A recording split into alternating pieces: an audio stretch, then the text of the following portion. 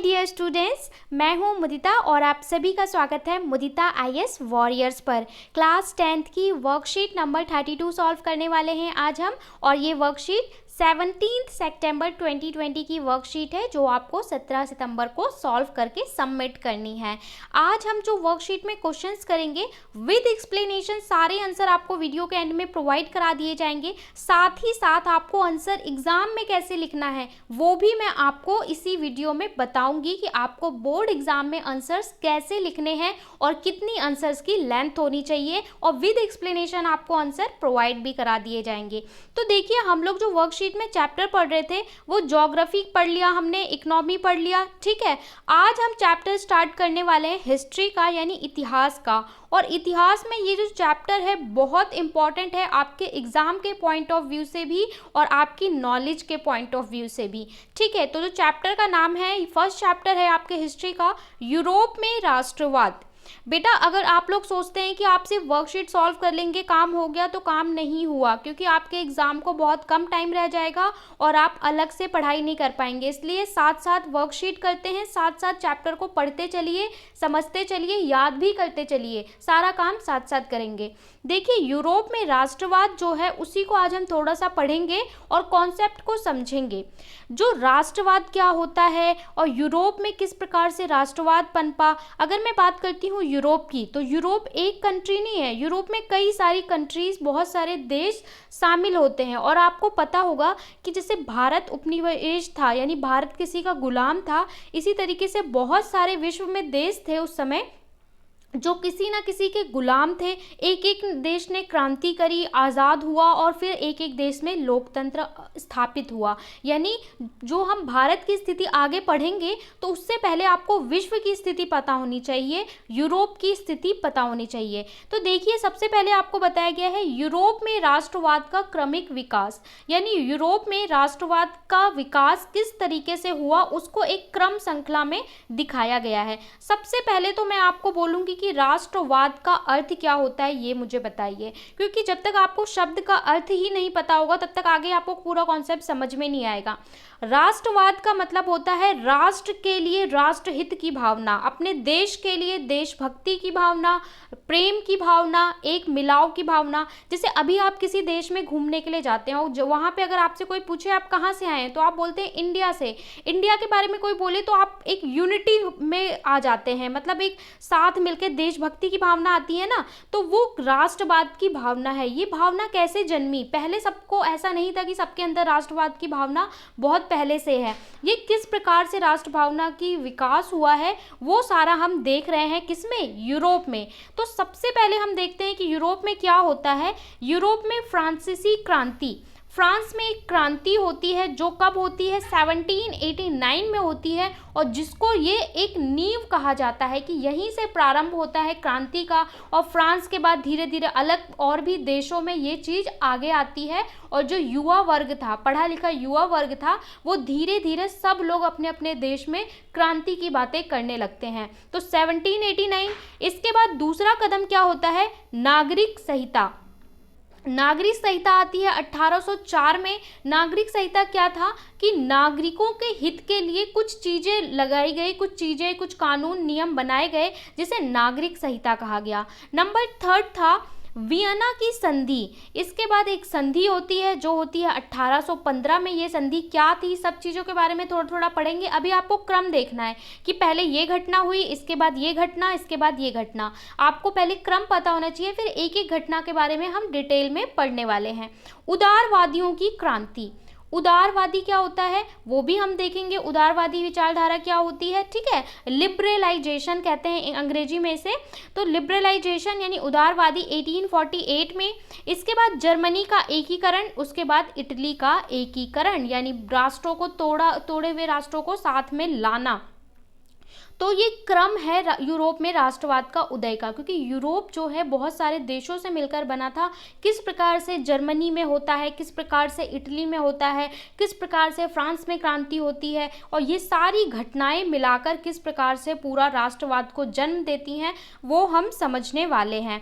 इसके बाद आपको एक बॉक्स दिखाया हुआ है ब्लू कलर का, और इस बॉक्स में थोड़ी सी इंफॉर्मेशन दी है, उसको हम देख लेते हैं।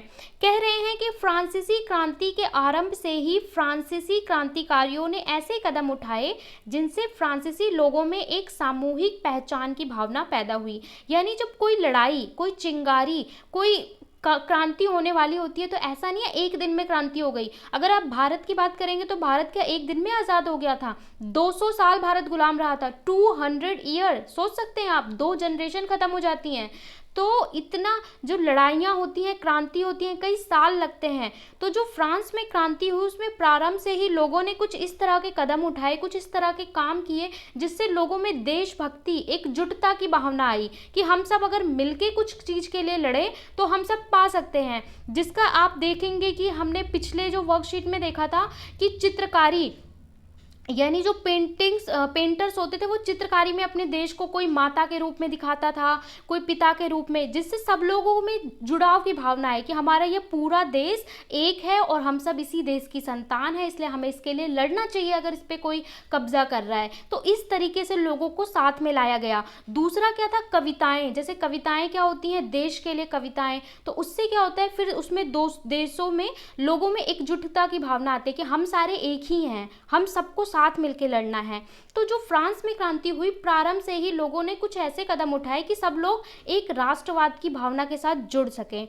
इसके बाद नेपोलियन ने प्रशासनिक क्षेत्र में क्रांतिकारी सुधारों को प्रारंभ किया, जिसे 1804 की नागरिक संहिता के नाम से जाना जाता है। नेपोलियन के बारे में आप लोगों ने अच्छे से पढ़ा है 9th क्लास में। नेपोलियन बोनापार्ट थे, ठीक है, बड़े निरंकुश शासक थे।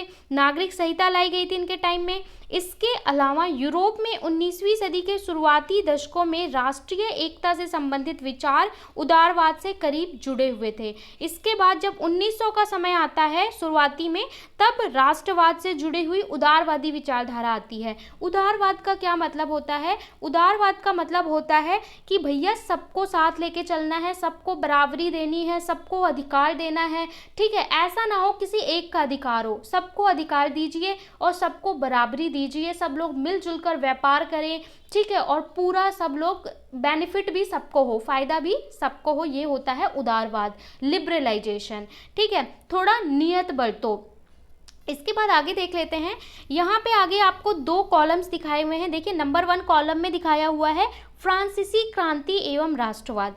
जो फ्रांस की क्रांति हुई उससे राष्ट्रवाद पे क्या प्रभाव पड़ा, या उससे राष्ट्रवाद में क्या क्या चीज़ें थी जो फ्रांस की क्रांति के बाद हुई हैं। तो उसमें से नंबर 1 संविधान आधारित शासन। ऐसा शासन जो संविधान पे आधारित हो। अब संविधान क्या होता है? तो जैसे भारत का संविधान आप देखते हैं, ऐसे ही ये संविधान का जो इस प्रारंभ हुआ, ये यहीं से प्रारंभ होता है अलग अलग देशों से। तो मतलब हम एक ऐसा नियम और कानून बनाएंगे और उस नियम और कानून का एक रूपरेखा तैयार करेंगे। मतलब समझ लीजिए कि हम ऐसे नियम और कानून बनाएंगे जिससे पूरा देश उसी के आधार पर चलेगा। आप उस देश के किसी भी कोने में रहते हैं, कोई भी इंसान है, राजा हैं या फिर वहाँ के सेवक हैं, अगर आप वो गलत करते हैं कोई काम, तो उस कानून के हिसाब से सबको बराबर सजा दी जाए, यानी सबको बराबरी के हिसाब से देखा जाए, इस आधार पर ऐसा शासन हो। पहले कैसा शासन था? राजतंत्र था। मतलब राजतंत्र मतलब एक राजा होते थे और प्रजा होती थी। राजा ने जो कह दिया, राजा हमेशा सही कहेगा, ये होता था, ठीक है। और राजा ने अगर जो भी सजा दे दी बिना कुछ सुने, वही चीज मान लिया जाएगी। संविधान का शासन क्रांति के बाद ऐसा शासन होगा कि जिसमें अगर कोई चीज गलत होती है तो सबके लिए बराबरी होगा, सबको सेम सजा मिलेगी। ऐसा नहीं है राजा को अलग और प्रजा को अलग, ठीक है, सब लोग बराबर होंगे। तो पहली बात तो ये। दूसरी बात क्या थी? समानता, स्वतंत्रता, बंधुत्व जैसे विचार। समानता बहुत इंपॉर्टेंट है, यानी कि कोई भी, चाहे स्त्री हो, पुरुष हो, अमीर हो, गरीब हो, हर कोई देश में समान होगा। ऐसा नहीं है कि भैया आप महिला हैं तो आपसे भेदभाव किया जाएगा, या फिर आप अमीर हैं और आप गरीब हैं तो भेदभाव। दूसरा, क्योंकि अगर जब हम ऐसे करते हैं ना कि हम सब समान हैं, स्कूल में कैसे होता है, सब बच्चे एक समान हैं, तभी तो आप आगे बढ़ सकते हो, तभी तो आप में पावर आती है। जैसे आपके हाथ में 5 उंगलियां होती हैं, अगर पांचों अलग रहती हैं तो वो वीक होती हैं, लेकिन आप पांचों को ज्वाइन करके मुट्ठी बनाते हो तो वो एक पावरफुल बनता है। ठीक है, पावरफुल पंच बनता है ना। उसी तरीके से हमारा देश है या कोई भी देश है, अगर हर नागरिक अलग रहेगा तो बहुत कमजोर हो जाएगा, लेकिन पूरा देश अगर एक साथ खड़ा हो जाता है किसी भी चीज के लिए तो हम यूनिटी कहते हैं, पावरफुल बन जाते हैं। ये किसकी वजह से? समानता की वजह से, क्योंकि सब लोगों को हम समान अवसर देते हैं। नंबर 2 है स्वतंत्रता। स्वतंत्रता मतलब कि कोई व्यक्ति अपने जीवन को आराम से स्वतंत्र रूप से जी सके, कहीं भी जा सके, कुछ भी खा सके, कुछ भी पहन सके। लेकिन राजतंत्र में क्या था? राजा ने अगर बोल दिया आप ये मत पहनिए तो नहीं पहन सकते, आप ये मत खाइए हमारे राज्य में तो नहीं खा सकते। तो स्वतंत्रता। तीसरा बंधुत्व, यानी भाईचारा, आपस में लोगों को भाईचारा और प्रेम होना चाहिए। तो ये जो विचार थे ये बहुत इंपॉर्टेंट थे, जिसने फ्रांस में राष्ट्रवाद को, देशभक्ति की भावना को पनपने में बहुत ज़्यादा मदद की। इसके बाद है नया फ्रांसीसी तिरंगा। एक तिरंगे को अपनाया गया, एक झंडे को अपनाया गया और उसे राष्ट्रहित के रूप में रखा गया कि ये हमारे देश को रिप्रेजेंट करेगा, हमारे देश को प्रदर्शित करेगा। इसके अलावा क्या था? National assembly. नेशनल असेंबली का गठन किया गया। नंबर 4, आंतरिक आयात निर्यात शुल्क समुदायों पर तथा नापतोल की एक समान व्यवस्था। यानी देश के अंदर अगर हम चीज़ों को मंगा रहे हैं या कहीं और दूसरे राज्यों में भेज रहे हैं तो उस पर बहुत सारे कर लगाए जाते थे, राजा जब होते थे तो उन करों को हटाया गया। यानी जो आप टैक्स देते थे, फ्रांस की बात कर रहे हैं हम यहाँ पे, उन करों को हटाया गया, उन टैक्स को हटाया गया, जिससे ईजिली, आसानी से व्यापार को बढ़ावा दिया जा सके। इसके अलावा नापतोल की एक व्यवस्था। इसका मतलब क्या होता है? मेजरमेंट। जैसे आप आलू लेने जाते हैं तो आपको पता है किलोग्राम का एक बट्टा होता है, उसको रखते हैं, तो वो 1 किलोग्राम का बट्टा चाहे आप दिल्ली में देखो तो भी उतना ही होगा, यूपी में देखो तो भी, बिहार में देखो तो भी। ऐसा तो है नहीं कि दिल्ली का बट्टा अलग होगा, यूपी का अलग होगा, हर जगह का अलग होगा, सब जगह समान है ना। तो इसी चीज को कि जो हम मेजर करें चीजों को तोलने के लिए, वो सब जगह एक जैसा हो, पूरे देश में एक जैसा हो, ऐसा ना हो कि अलग अलग हो। तो नापतोल की समान व्यवस्था की गई। इसके अलावा क्या किया गया? केंद्र और राष्ट्र को साझा किया, बनाया गया। फ्रेंच को राष्ट्र की साझा भाषा बनाया गया। यानी जो भाषा थी, पहले सब लोग अलग अलग भाषाएं बोलते थे, तो वो बात ठीक है कि आप अलग अलग भाषाएं बोलिए, लेकिन देश की एक भाषा होनी चाहिए जिससे देश में लोगों में एकजुटता की भावना आए। तो फ्रेंच जो थी, फ्रेंच को राष्ट्र की भाषा बनाई गई कि ये हमारी देश भाषा होगी, राष्ट्रभाषा। जैसे हम भारत की बात करें तो भारत की राष्ट्रभाषा क्या है? अभी आपने हिंदी दिवस सेलिब्रेट किया था ना, हिंदी दिवस, हिंदी है ना। तो इसी तरीके से फ्रेंच को वहाँ की भाषा चुनी गई। तो ये राष्ट्रवाद की वजह से ये सारे बदलाव राष्ट्रवाद को मदद करते हैं और क्रांति के बाद ये सारी चीज़ें हुई। इसके बाद हम देख लेते हैं कि 1804 की नागरिक संहिता, जो नेपोलियन के टाइम में नागरिक संहिता लाई गई थी, यानी नागरिकों के लिए एक कानून बनाए गए थे, कुछ रूल्स बनाए गए थे। वो नागरिक संहिता क्या थी वो देख लेते हैं। जन्म पर आधारित विशेषाधिकार की समाप्ति। यानी कुछ लोगों को जन्म से ही विशेषाधिकार मिल जाते हैं। जैसे कि एक बच्चा पैदा होता है राजा के घर तो उसको पैदाइशी कुछ अधिकार दे दिए जाते हैं, ठीक है। और एक बच्चा गरीब के घर पैदा होता है तो उसे पैदाइशी कोई अधिकार नहीं मिलते। तो इस तरह का जो सिस्टम है इसको समाप्त किया गया कि भाई जन्म से किसी को विशेषाधिकार नहीं दिए जाएंगे, कर्म से दिए जाएंगे। नंबर 2, कानून के सामने समानता एवं संपत्ति से अधिकार को सुरक्षित किया गया। कानून के सामने क्या होगा? जो संपत्ति के अधिकार है उनको सुरक्षित किया गया।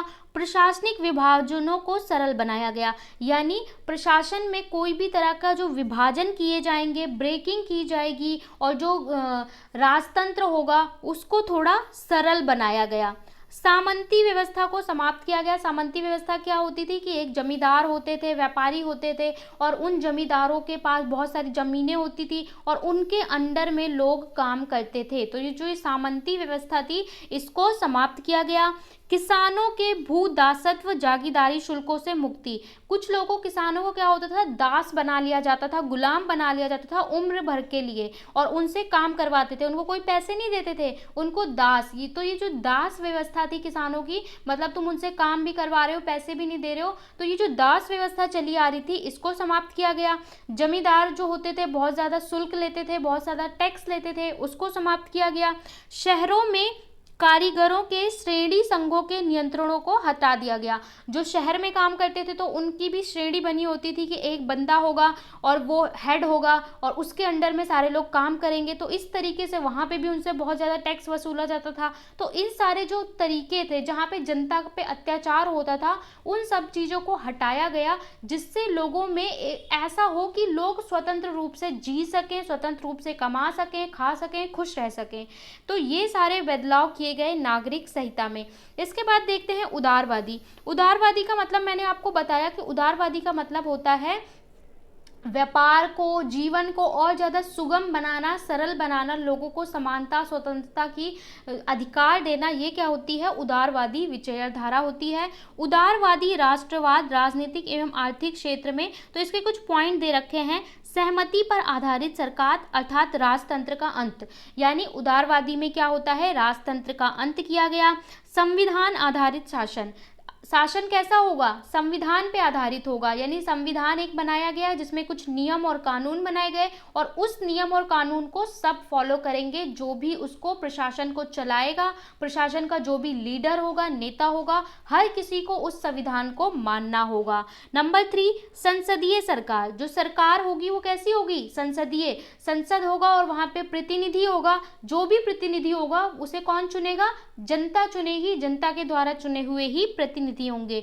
विशेषाधिकारों का अंत, किसी को भी विशेषाधिकार नहीं दिया जाएगा। कानून के समक्ष समानता, कानून के सामने किसी ने अपराध किया है तो वो सब समान होंगे, चाहे वो राजा है या कोई भी व्यक्ति है। इसके बाद मताधिकार का समर्थन, लेकिन सबके लिए नहीं। मताधिकार यानी वोट करने का अधिकार होगा, लेकिन सबको नहीं होगा, कुछ विशेष आधार पर वोट देने का अधिकार दिया जाएगा। मुक्त बाजार, व्यापार की ऐसी प्रणाली होती है जहां पर क्या होता है? आयात निर्यात पे जो शुल्क लगाए जाते हैं, टैक्स लगाए जाते हैं, उन्हें हटाया जाता है, जिससे हम एक देश से दूसरे देश में सामान मंगा सकें और अपने बने हुए सामान को भेज सकें। इससे व्यापार की और अच्छा होता है, बाजार और ज़्यादा खुलते हैं। इसके अलावा क्या है? वस्तुओं एवं सेवाओं पर प्रतिबंधों से मुक्ति, यानी वस्तुओं और सेवाओं पे जो प्रतिबंध लगाए जाते हैं। प्रतिबंध कैसे लगाए जाते हैं? जैसे बहुत ज़्यादा टैक्स लगा दिया, बहुत सारा कर लगा दिया, तो वो एक तरह का प्रतिबंध तो है, तो उन प्रतिबंधों को हटाया जाता है उदारवादी विचारधारा में। तो ये आपको थोड़ा सा कॉन्सेप्ट समझाया गया है कि यूरोप में जो राष्ट्रवाद है वो उसकी घटनाक्रम क्या है, उस राष्ट्रवाद से क्या क्या चीज़ें बदलाव आई फ्रांस में, और फ्रांस से फिर उठकर ये चीज़ पूरे विश्व में कैसे फैलती है, इस चीज़ को समझाने की कोशिश की गई है। अब आपसे 4 प्रश्न पूछे गए हैं। पहले प्रश्न देखते हैं, फिर आंसर के साथ एक्सप्लेनेशन देखेंगे। 1804 की नागरिक संहिता की विशेषताओं की व्याख्या कीजिए। तो जो 1804 की नागरिक संहिता है उसकी क्या विशेषताएं हैं वो आपको बतानी है। फ्रांसीसी क्रांति ने राष्ट्रवाद के विचार को किस प्रकार मजबूत किया? जो फ्रांस की क्रांति थी उसने राष्ट्रवाद को और ज़्यादा प्रभावशाली कैसे बनाया? नंबर 3 में बोला है उदारवादी राष्ट्रवाद की विशेषताएं बताइए। उदारवादी राष्ट्रवाद कैसा होता है? 4, फ्रांसीसी क्रांति के किन विचारों से आप सबसे ज़्यादा प्रभावित हैं और क्यों? फ्रांस में जो क्रांति हुई उसके जो विचार निकले उसमें से कौन से विचार हैं जो आपको बहुत ज़्यादा अच्छे लगे और क्यों लगे? तो चलिए आंसर्स का एक्सप्लेनेशन देख लेते हैं। नंबर 1 प्रश्न है 1804 की नागरिक संहिता की विशेषताओं की व्याख्या कीजिए। तो जो आपका 1804 की नागरिक संहिता थी उसकी क्या विशेषताएं थी? तो आप लिखेंगे 1804 की नागरिक संहिता की विशेषताएं निम्नलिखित थी। हमेशा मैंने बोला है पहले आप आंसर को इस तरीके से स्टेटमेंट लिखेंगे, फिर बुलेट बना के या 1 2 3 करके पॉइंट्स लिखेंगे। नंबर 1, जन्म पर आधारित विशेषाधिकार की समाप्ति, मतलब जन्म पे आधारित जो भी विशेषाधिकार थे उन्हें समाप्त किया गया। कानून के सामने समानता एवं संपत्ति के अधिकार को सुरक्षित किया गया। नंबर 3 पॉइंट, प्रशासनिक विभाजनों को सरल बनाया गया। सामंती व्यवस्था को समाप्त किया गया। सामंती व्यवस्था वही जो ठेकेदार और जमींदारों वाली व्यवस्था थी। किसानों के भू दासत्व और जागीरदारी शुल्कों से मुक्ति दिलाई गई किसानों को, कि आप अब दास बन के नहीं रहेंगे, और जो बहुत सारा आप टैक्स दे रहे हैं, बहुत सारा कर दे रहे हैं, वो नहीं देना पड़ेगा। शहरों में कारीगरों के श्रेणी संघों के नियंत्रणों को हटा दिया गया। तो यही प्रश्न अगर आपसे 1 नंबर में पूछा जाता है तो आप कोई 2 पॉइंट बता दीजिए, ठीक है। यही प्रश्न अगर आपसे 2 नंबर में पूछा जाता है तो ये आप पूरा आंसर लिखेंगे, और यही क्वेश्चन अगर आपसे बेटा 4 नंबर में पूछा जाता है तो आप क्या करेंगे, तब ये जो आपने बुलेट पॉइंट्स लिखे हैं, ठीक है, इसके अंदर आप थोड़ा थोड़ा सा 2-2 लाइन एक्सप्लेन कर देंगे। तो 5 पॉइंट है, कितने पॉइंट है, 1 2 3 4 5 पॉइंट में 2-2 लाइन लिखेंगे तो 10 लाइन, यानी आपका पूरा 1 पेज कवर हो जाएगा, 1.5 पेज तो आराम से कवर हो जाएगा। जन्म पर आधारित विशेषाधिकार की समाप्ति, तो इसके अंदर आप लिख देंगे कि जन्म पे आधारित जितने भी प्रकार के विशेषाधिकार थे उन्हें समाप्त किया गया। अब राजा का पुत्र राजा हो, इस प्रकार की जो प्रथा थी वो समाप्त की गई, ठीक है। तो ये आपका 4 नंबर का आंसर तैयार हो जाएगा। तो एक ही क्वेश्चन को आपको 1 मार्क, 2 मार्क, 4 मार्क कैसे लिखना है मैंने बता दिया। और आप बोर्ड के स्टूडेंट्स हैं तो आपको बहुत केयरफुल रहना है कि कितने मार्क्स में आपको कितना लिखना है, आंसर को कैसे प्रेजेंटेशन करनी है। इसका स्क्रीनशॉट ले सकते हैं। हम नेक्स्ट क्वेश्चन पे चलेंगे। नेक्स्ट क्वेश्चन में पूछा है, फ्रांसीसी क्रांति ने राष्ट्रवाद के विचार को किस प्रकार मजबूत किया। तो अब मैंने इसको और ज़्यादा डिटेल में आपको आंसर अच्छे से लिखवाया है। मैं कोशिश करती हूँ कि बच्चों को पूरा डिटेल में आंसर दिया जाए, जिससे आपको कोई दिक्कत ना हो। आप कॉपी में एज इट इज़ लिखें, एज इट इज़ याद करके आप एग्जाम में लिख सकते हैं, कोई मार्क्स नहीं कटेंगे। फ्रांसीसी क्रांति ने राष्ट्रवाद के विचार को किस प्रकार मजबूत किया, तो लिखेंगे फ्रांसीसी क्रांति ने राष्ट्रवाद के विचार को निम्नलिखित प्रकार से मजबूत किया। नंबर 1, जैसे मैं बताती हूँ, पहले आप पॉइंट डालेंगे, ठीक है, उसको ऐसे आप पेंसिल से अंडरलाइन, या आप पेन से लिखते हैं तो अंडरलाइन कर दिया करो, उसके बाद उसके अंदर कंटेंट लिखोगे। संविधान आधारित शासन, ऐसा शासन जो संविधान का हो। फिर उसके अंदर क्या लिखोगे, केंद्रीय प्रशासनिक व्यवस्था लागू की गई जिसने अपने भूभाग में रहने वाले सभी नागरिकों के लिए समान कानून बनाए। मतलब ऐसी व्यवस्था लागू की गई, ऐसे नियम बनाए गए जिसमें पूरे देश में रहने वाले नागरिकों के लिए एक जैसे ही कानून होंगे। नंबर 2, समान स्वतंत्रता, समानता, स्वतंत्रता और बंधुत्व जैसे विचार। दूसरा क्या है, समानता, स्वतंत्रता और बंधुत्व जैसे विचार। फिर इसके अंदर आप लिखोगे, फ्रांसीसी क्रांति के फलस्वरूप फ्रांस के लोगों में एक राष्ट्रवाद की भावना उत्पन्न हुई तथा लोगों ने समानता, स्वतंत्रता और बंधुत्व के महत्व को समझा। यानी जो क्रांति हुई, इसी के फलस्वरूप क्या हुआ कि लोगों ने ये सोचा कि हाँ, जब हम लोग साथ में आए, हमने क्रांति की, तभी तो हम जीत पाए, इसलिए हम लोगों को साथ मिलकर ही रहना चाहिए, एक दूसरे से भाईचारे की भावना बनाकर ही रखनी चाहिए। जैसे उदाहरण देखिए, आप अपने अड़ोसी पड़ोसी जो आपके साथ रहते हैं, कोई भी अगर विपत्ति आती है तो सब लोग साथ में खड़े हो जाते हैं ना, तो क्या होता है, तो वो आपको पावर देता है, शक्ति देता है। वैसे ही देश होता है।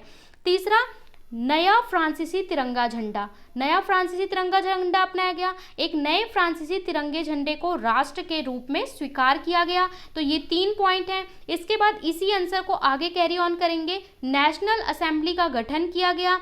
आंतरिक आयात निर्यात शुल्क समाप्त किए गए और मापतोल की एक व्यवस्था। यानी आंतरिक आयात निर्यात, आंतरिक मतलब होता है देश के भीतर ही जो चीज़ें हम मंगा रहे हैं और भेज रहे हैं, वो शुल्क समाप्त कर दिए गए और नापतोल की समान व्यवस्था पूरे राष्ट्र में लागू की गई। नेक्स्ट पॉइंट, राष्ट्रभाषा। राष्ट्रभाषा कौन सी होती है, जो पूरे देश के लिए एक भाषा होती है। फ्रेंच को राष्ट्र की भाषा के रूप में अपनाया गया। तो ये आपका कंप्लीट आंसर हो जाएगा, ठीक है, ये सेकंड का पूरा कंप्लीट आंसर हो जाएगा। यही क्वेश्चन अगर आपको 1 नंबर में आता है तो आप कैसे लिखेंगे, अगर 1 नंबर में आता है तो आप लिखेंगे कि इसी पॉइंट्स को एक लाइन में लिख देंगे कि फ्रांस की क्रांति ने राष्ट्रवाद को निम्न प्रकार से किया, और ऐसे लिख देंगे संविधान आधारित शासन। इन पॉइंट्स को सिर्फ लिखेंगे, इसकी डिटेलिंग नहीं लिखेंगे। और अगर लॉन्ग में आता है तो आप पूरे पॉइंट्स ABC और उनके अंदर का एक्सप्लेनेशन लिखेंगे। तो इसका स्क्रीनशॉट ले लो, 2 पेज का आंसर है, मतलब 2 स्लाइड का, ये और ये पूरा होता है आपका आंसर नंबर 2, ठीक है। आंसर नंबर 2 हो गया पूरा आपका। इसके बाद हम चलते हैं नेक्स्ट क्वेश्चन पे। नेक्स्ट क्वेश्चन में आपसे पूछा है कि उदारवादी राष्ट्रवाद की विशेषताओं को लिखिए। जो उदारवादी उदारवादी राष्ट्रवाद है उसकी विशेषताएं क्या होंगी। तो सबसे पहले मैंने उदारवादी का थोड़ा सा मतलब बता दिया है जिससे आपको क्लियर हो जाए। उदारवादी एक राजनीतिक और नैतिक दर्शन है जो स्वतंत्र शासित की सहमति और कानून के समक्ष समानता पर आधारित है। मतलब एक ऐसी राजनीतिक दर्शन है या ऐसी व्यवस्था है जिसमें क्या होता है, स्वतंत्रता, शासित और कैसा होता है, कानून के समक्ष समानता। ऐसी विचारधारा होती है उदारवादी की। पहले हमने अर्थ बता दिया उदारवादी का। फिर उदारवादी राष्ट्रवाद की विशेषताएं क्या है, निम्न है। नंबर 1, सहमति पर आधारित सरकार। मतलब जो सरकार होगी वो सहमति पर आधारित होगी। और राजतंत्र का अंत। फिर इसके अंदर आप क्या लिखेंगे, सहमति वाली सरकार अर्थात लोकतंत्र की स्थापना तथा राजतंत्र यानी राजा के शासन की समाप्ति। यानी राजा का बेटा राजा होता था जो इसे हम क्या कहते थे, राजतंत्र कहते थे, इसकी समाप्ति। और सहमति वाली सरकार यानी लोकतंत्र की स्थापना। नंबर 2, संविधान आधारित शासन। शासन की ऐसी व्यवस्था जिसमें सभी नागरिकों के लिए समान न्याय और कानून हो। ठीक है। इसके बाद थर्ड पॉइंट, संसदीय सरकार। सरकार की संसदीय व्यवस्था जहां पे जनता के द्वारा प्रतिनिधि होते हैं। इसी आंसर को हम आगे लिख रहे हैं, वस्तुओं एवं सेवाओं पर प्रतिबंध से मुक्ति। यानी जो भी वस्तुएं मंगाई जा रही हैं, वस्तुएं एवं सेवाओं पर लगाए गए तरह तरह के शुल्क क्या होते हैं, करों से मुक्ति। नेक्स्ट पॉइंट, विशेषाधिकार का अंत। किसी भी प्रकार के विशेषाधिकार का अंत तथा सभी के लिए समान न्याय की व्यवस्था। यानी सबको समान न्याय दिया जाएगा। नेक्स्ट पॉइंट, कानून के समक्ष समानता। कानून के समक्ष समानता उदारवादी की महत्वपूर्ण भूमिका है या महत्वपूर्ण इसका विचार है। कानून के समक्ष सभी नागरिकों को समान व्यवहार किया जाएगा अर्थात ऊंच नीच, छोटा बड़ा, पुरुष महिला पुरुष के आधार पर कोई भी भेदभाव नहीं किया जाएगा। नेक्स्ट, मुक्त बाजार अर्थात आयात निर्यात पर प्रतिबंधों को हटाकर व्यापार को और अधिक सुगम बनाया गया। तो ये आपका कंप्लीट आंसर हो जाता है किसका, क्वेश्चन नंबर 3 का। और देखिए जब आप 10th में आ गए तो थोड़ा आंसर ना 2 लाइन 3 लाइन का जो आप आंसर लिखते हैं इससे थोड़ा ऊपर उठिए। अगर आपका 2 मार्क्स का क्वेश्चन भी आता है तो आपको 3 to 4 लाइन्स लिखनी पड़ती हैं क्योंकि हिंदी में और सोशल स्टडीज़ में आपको थोड़ा ज़्यादा लिखना पड़ता है, ये आपको पता है। साइंस में आप थोड़ा टू द पॉइंट लिखेंगे, इंग्लिश में टू द पॉइंट लिखेंगे तो चलेगा बेटा, लेकिन सोशल स्टडी में आपको आंसर थोड़े लेंदी लिखने होते हैं, ये आपको समझना होगा क्योंकि इसके बाद आप सीनियर स्टूडेंट बन जाएंगे, 11th क्लास में जाएंगे तो आपको आदत डालनी पड़ेगी। ये आपका कंप्लीट आंसर है 3। ठीक है, पूरा आंसर है, दोनों का स्क्रीनशॉट ले सकते हैं। सारे आंसर मैं आपको प्रोवाइड करा देती हूँ टेलीग्राम पे, तो वो टेलीग्राम भी ज्वाइन कर ले जहाँ पे आपको सारे वर्कशीट के सॉल्यूशन एक जगह पे मिल जाते हैं। इसके बाद क्वेश्चन नंबर 4 है, फ्रांसीसी क्रांति के किन विचारों से आप सबसे अधिक प्रभावित हैं और क्यों। हमने इतने सारे विचार देखे, इसमें से आपको भी तो कुछ अच्छा लगा होगा कि हाँ ये चीज़ सच में अच्छी है। आप 200 साल 500 साल पहले की बात सोचिए कि उस समय कैसा था, राजा के अंदर में सब लोग रहते थे, कोई स्वतंत्रता नहीं थी, आप कहीं पे जा नहीं सकते थे, अपनी मर्जी से पढ़ नहीं सकते थे, अपनी मर्जी से कुछ कर नहीं सकते थे। तो उस समय इन विचारों में से आपको कौन सा विचार अच्छा लगता है जो सही है और क्यों। तो लिखेंगे फ्रांसीसी क्रांति के कुछ विशेष विचार से हम अत्यधिक प्रभावित हैं। जैसे कि बहुत सारे विचार हैं जो अच्छे हैं, उसमें से कुछ हैं जिनसे हम प्रभावित हैं, जैसे राजशाही और निरंकुश। ये तो सब लोग खुश होते हैं कि जो ये राजा का शासन था ये समाप्त हो गया। निरंकुश शासक, कुछ ऐसे शासक होते थे जिसका मन कहा इसको फांसी पे चढ़ा दो, ठीक है, और वो निरंकुश रहते थे कि हाँ मैं जैसा कर रहा हूँ बस वही सही है। तो इसका अंत होना, राजशाही अथवा राजतंत्र और निरंकुश शासन का अंत जिसने राजा का पुत्र राजा ही होता था। तो सबसे अच्छा विचार तो ये है जिससे सभी संतुष्ट होते हैं। नंबर 2, संविधान की स्थापना। अब शासन चलाएं कैसे, उसके लिए कुछ नियम कानून तो होने चाहिए। तो संविधान की स्थापना सबसे प्रभावशाली विचार रहा क्योंकि इसी से प्रभावित होकर अन्य देशों ने भी लोगों के हितों के आधार पर अपने देश में संविधान की स्थापना की। तो संविधान बनाना बहुत अच्छा विचार था और इसी से प्रभावित होकर आगे बहुत सारे देशों में क्रांति होती है, इटली, जर्मनी, इन सब के बारे में आप पढ़ेंगे और किस तरीके से सब लोग अपना अपना संविधान बनाते हैं। भारत भी अपना आज़ाद होने के बाद संविधान की स्थापना करता है। तो ये बहुत ही अच्छा प्रभावशाली विचार था। इसके बाद नेक्स्ट है स्वतंत्रता, समानता, बंधुत्व के विचार। हमारे भारत के संविधान में स्वतंत्रता, समानता, बंधुत्व के विचार यहीं से प्रभावित होकर ऐड किए गए थे। ठीक है, जब आप भारत के बारे में पढ़ेंगे तो वहाँ पे आपको पढ़ाया जाएगा।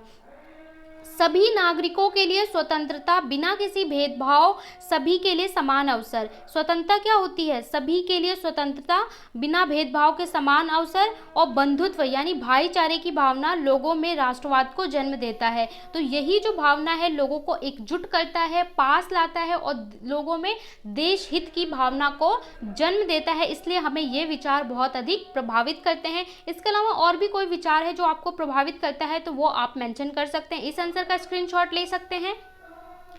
यहाँ पे हमने वर्कशीट नंबर 32 सोशल स्टडी की सॉल्व कर ली है, चैप्टर को भी समझ लिया है। एक बार आप थोड़ा सा रीड करेंगे तो आपको कॉन्सेप्ट और अच्छे से समझ में आ जाएगा। नेक्स्ट वर्कशीट में हम इसी चैप्टर को आगे कैरी ऑन करेंगे। मैं आशा करती हूँ कि आप एक बार चैप्टर को रीड जरूर करेंगे। उसके बाद जब हम नेक्स्ट वर्कशीट करें तो आप खुद क्वेश्चन पूछें कि हाँ ये चीज़ इटली के बारे में, जर्मनी के बारे में, तो और ज़्यादा पढ़ाने में और पढ़ने में मज़ा आएगा। क्योंकि बेटा आप यही समझिए कि क्लास आपकी यहीं चल रही है, आपको साथ के साथ ही चैप्टर पढ़ना है, समझना है और क्वेश्चन आंसर को भी लर्न करना है। Okay, thank you so much, take care, bye bye. कोई भी डाउट हो तो कमेंट सेक्शन में ज़रूर मेंशन करें।